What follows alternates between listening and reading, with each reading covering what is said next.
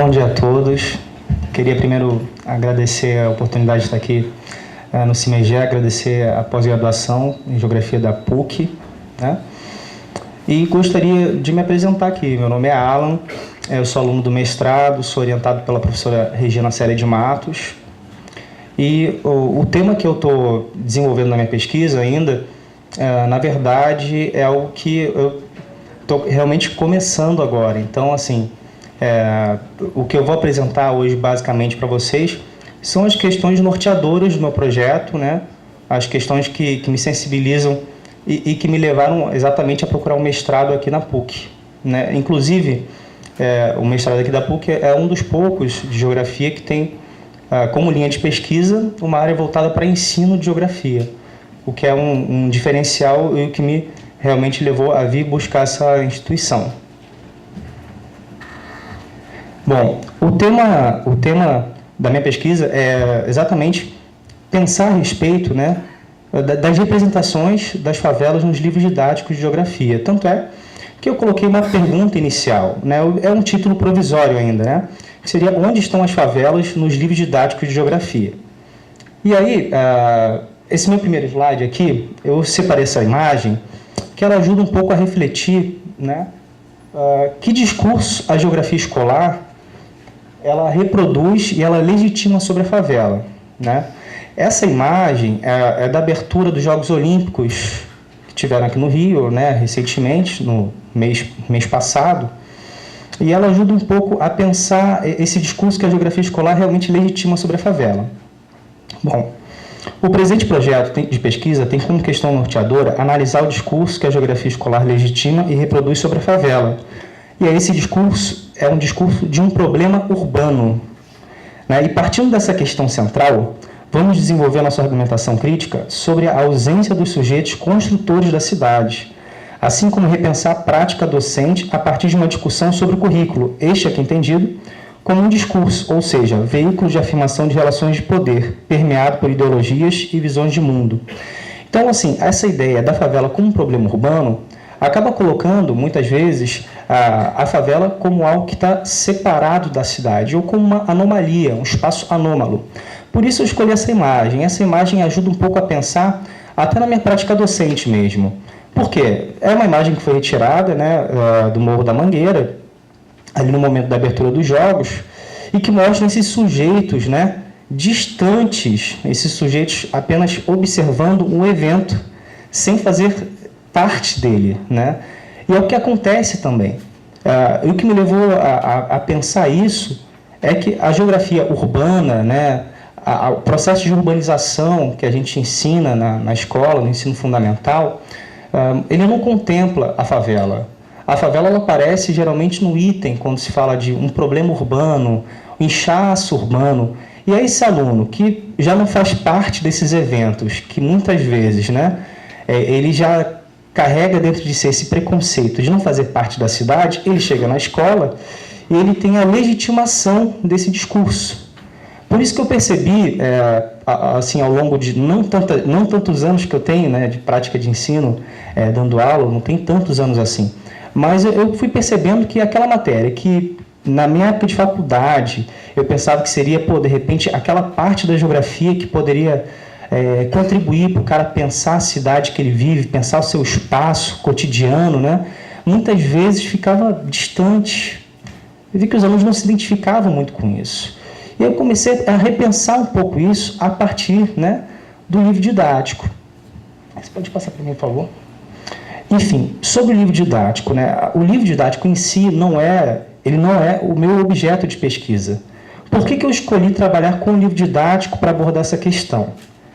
Enfim, no processo de urbanização e produção da cidade, apresentado pelos livros didáticos de geografia, a favela está ausente. Nesse sentido, o sujeito não se vê e o livro, que deveria ser uma aproximação, invisibiliza esses sujeitos. A escolha de analisar os livros didáticos de geografia está diretamente relacionada com isso ser uma manifestação de um discurso legitimado pelo currículo ou nacionalmente referendado por um programa nacional do livro didático, né? E um dos poucos recursos disponíveis à grande maioria dos professores e principalmente alunos das redes públicas de ensino. E aí, quando eu falo redes públicas de ensino, me refiro principalmente às redes municipais, estaduais. Claro que talvez tenha alguns colegas aqui que trabalham ou que já estudaram, por exemplo, no Pedro II, no Cefet, FRJ, e aí de repente vão questionar, não, mas a gente basicamente não usa o livro didático, a gente tem vários outros recursos. Mas eu trabalho essa questão do livro principalmente por conta da minha experiência já em algumas redes, né? Como, por exemplo, na rede municipal de Itaguaí. Eu lembro que lá em Itaguaí, o livro didático era o único recurso que a gente tinha mesmo. Eu não tinha um data show que funcionasse, nem mapas impressos a gente tinha. Então, assim, se a gente queria trabalhar com uma imagem, se a gente queria trabalhar com um mapa, com algo que aproximasse, de repente, que ajudasse o aluno a visualizar determinado conteúdo, o livro ele era realmente um dos poucos recursos disponíveis ali. Até mesmo se eu quisesse, mas por que você não pensava em levar um material diferente, tirar uma cópia na escola? Porque simplesmente não tinha como tirar cópia na escola também. Então, assim, eu tinha turmas cheias com muitos alunos, não tinha condição de preparar um material específico para cada um, então era realmente aquele recurso que eu tinha ali.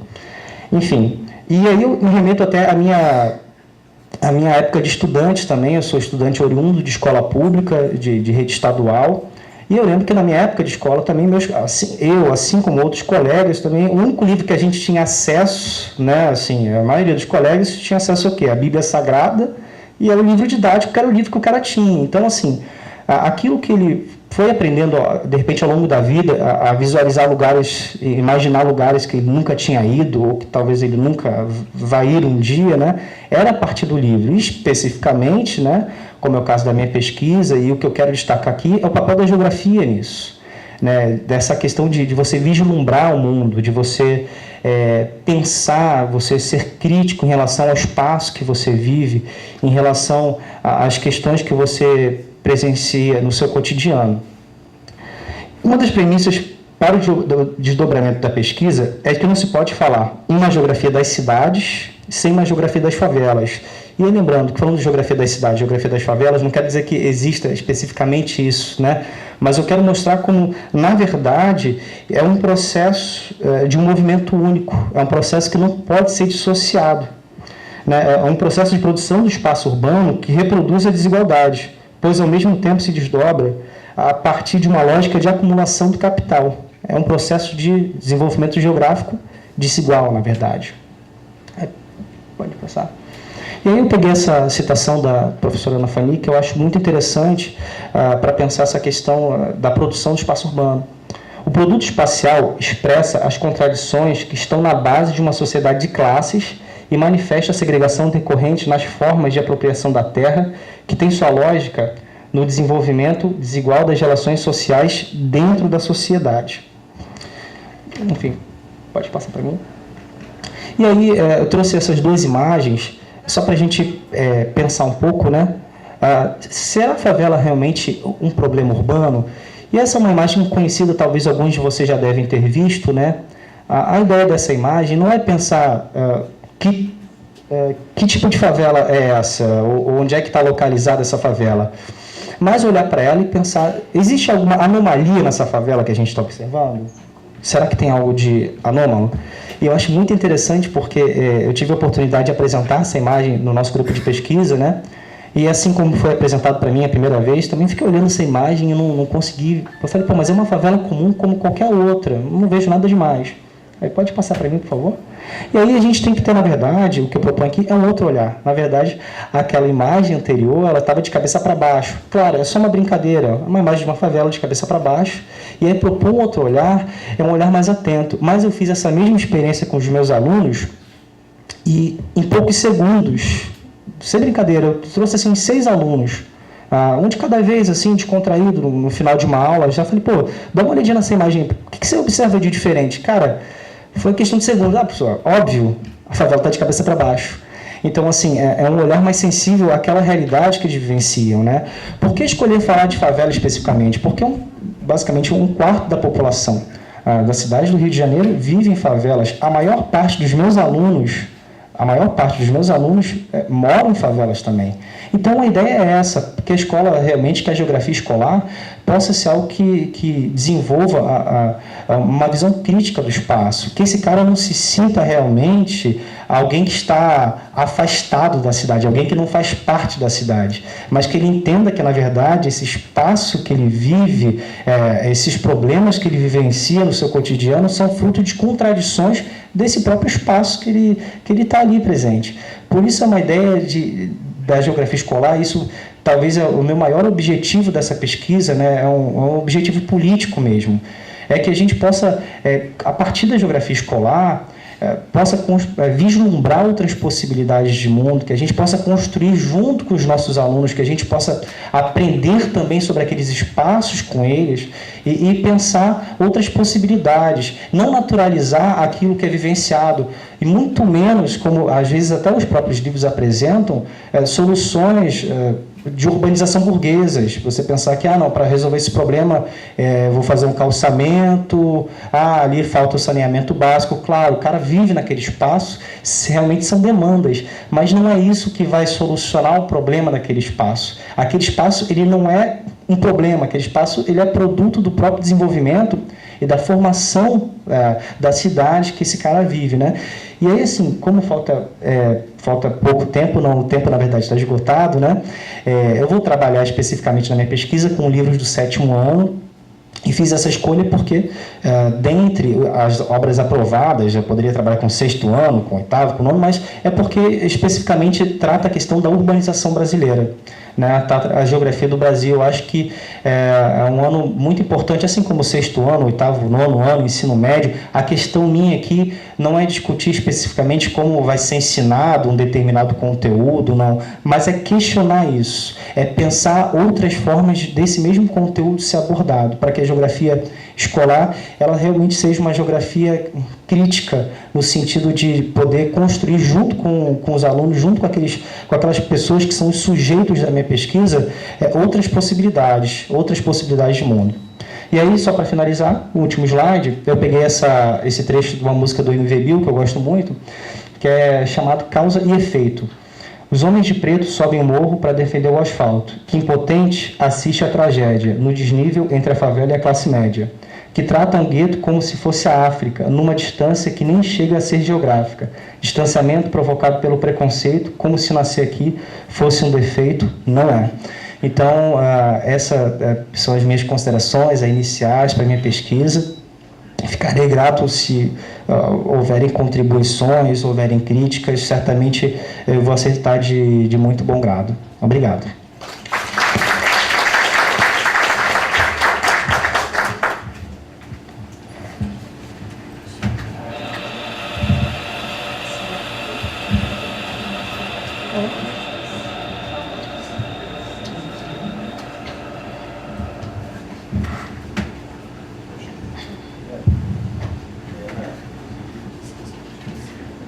Olá, gente, bom dia. Meu nome é Luana, eu sou mestranda também do curso de Geografia aqui da PUC. Eu vou falar um pouquinho as reflexões iniciais da minha pesquisa, que está bem no início, né? A minha orientadora é a professora Regiane, meu co-orientador é o professor Augusto, e a gente vem desenvolvendo esse projeto de pesquisa junto com o GTERG, que é um grupo de pesquisa aqui de Gestão do Território do Rio de Janeiro, tá? Então, o meu programa, só volta lá, a ideia inicial, né, o título inicial, o Programa Institucional de Bolsas de Iniciação à Docência, o PIBID, na formação do professor de Geografia, né? Então, é uma experiência, a minha pesquisa parte da minha experiência enquanto supervisora do programa na escola onde eu leciono no município, né, aqui no bairro do Leblon. Então, o que é o PIBID? O PIBID ele é um programa que incentiva a valorização do magistério e do aprimoramento do processo de formação inicial do estudante, né? A estrutura do PIBID ele é focada na formação inicial, mas ele desdobra numa formação continuada no momento que o professor, ali, a partir do contato com os bolsistas, ele está sempre atualizando em relação ao saber geográfico, no caso especificamente da geografia, mas também em outras áreas do ensino. Então, dentro dos objetivos do programa, merece destaque o incentivo à formação de docentes em nível superior para a educação básica, elevar a qualidade de formação dos professores, promovendo a integração entre a universidade e a escola, inserir os licenciandos no cotidiano das escolas da rede pública de educação e contribuir para a articulação entre teoria e prática na formação docente. Para assegurar esses resultados, os bolsistas eles estão em contato direto com os professores supervisores da escola, que são selecionados a partir da proposta do programa, e também com os coordenadores do projeto, que são os professores da universidade. Então, a partir desses diferentes saberes,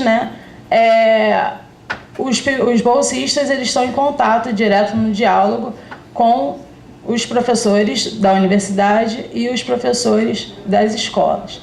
Então, assim, a escola ela ganha um espaço, nessa reflexão do processo docente, que muitas vezes é voltado somente para a universidade.